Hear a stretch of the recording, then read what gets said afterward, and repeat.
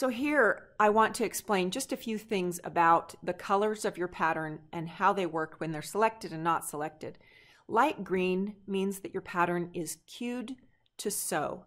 That means when you push go, both of these patterns will sew.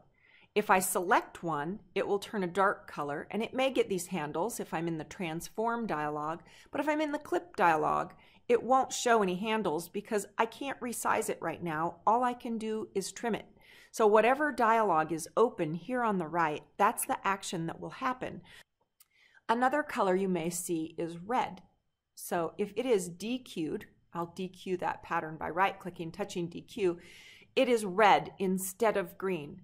Now this pattern here will not sew when I press go. I will only sew the green one. I can also lock my pattern. If I click lock, it turns a purple color if it was red. And here I'll say lock, and it turns a bluish color if it was green. So lock means I can't select that anymore. I can't make changes to it or move it on the screen. So once you've got something where you want it to be, sometimes locking it is a good idea. So the colors on your screen mean something.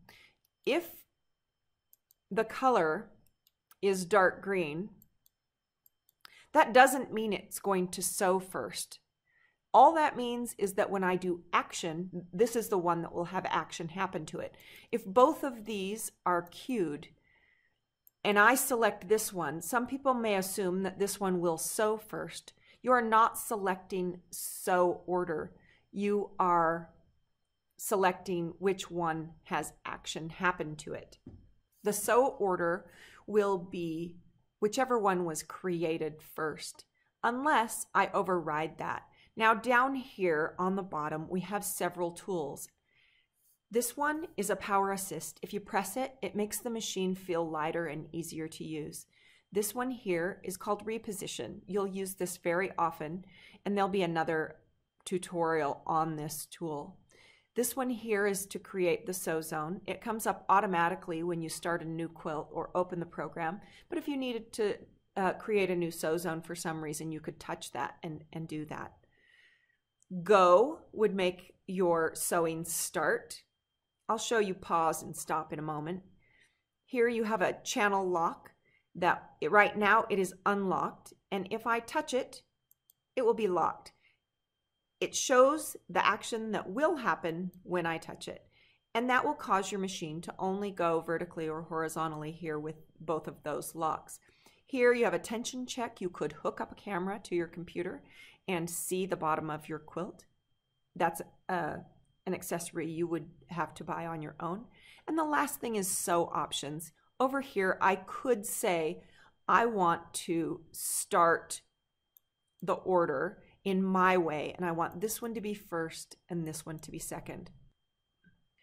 Now here, I have moved this pattern just barely beyond the edge of my sew zone because I want you to see what happens. If I press go and I have a pattern out of the sew zone, I'll get this message. One or more patterns is outside the sewing area. DQ and proceed. I'll say yes. You can see that the pattern that is outside the sew zone, even if it's only one stitch, will turn red. Now I'll say continue, and it will sew all of the patterns that are green. I have pause on, so it will move to the beginning of the pattern.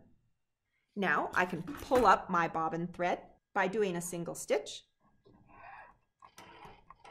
I'll hold on to those and do a tie off. And then I say continue. And it starts stitching my pattern. If I press pause, it stops in the sequence and it's ready to go at that exact same spot again. It will not start somewhere else. When I say go, it will continue where it left off. Now, if I press stop, it's a little bit different. It gives me the option to go to my edit screen or to resume sewing this pattern. If I resume sewing this pattern, it gives me the option to continue from where the machine left off or to move. And it's important to understand the difference between those two things. If I want to resew a portion, I would move back and put my needle right where I wanted it to restart. So this is what I would do if I had a thread break. I would go back in the sequence to where the thread broke. I would pull up my bobbin at that point, and I would do a nice clean tie off so I'm ready to go. And then I would say move. So it will start stitching from where I have my needle instead of where it thinks it stopped. It gives me the message and I say continue. So now I'm starting from there. Now, if I say edit, it takes me back to the design screen. I might say, I meant to put another one of these flowers. And now I want to go back and continue sewing what I was doing. So I say go. What has happened when I went back to the edit screen is it erased anything that was sent to the controller box. So now I have just resent these patterns, now 2 of them instead of 1, to the controller box. And if I say continue, it will start at the beginning of the pattern. But if I want to start where I left off, which is where my needle is right now, I need to say stop, not continue. Then I say resume. Then it brings me to my question of continue or move. Continue would go to the beginning. Move, it would move to the point closest to the needle. So where my needle is on the pattern, that's where it will start. If I say move, that's how you start in the middle of a pattern instead of at the beginning of the pattern. So there we go.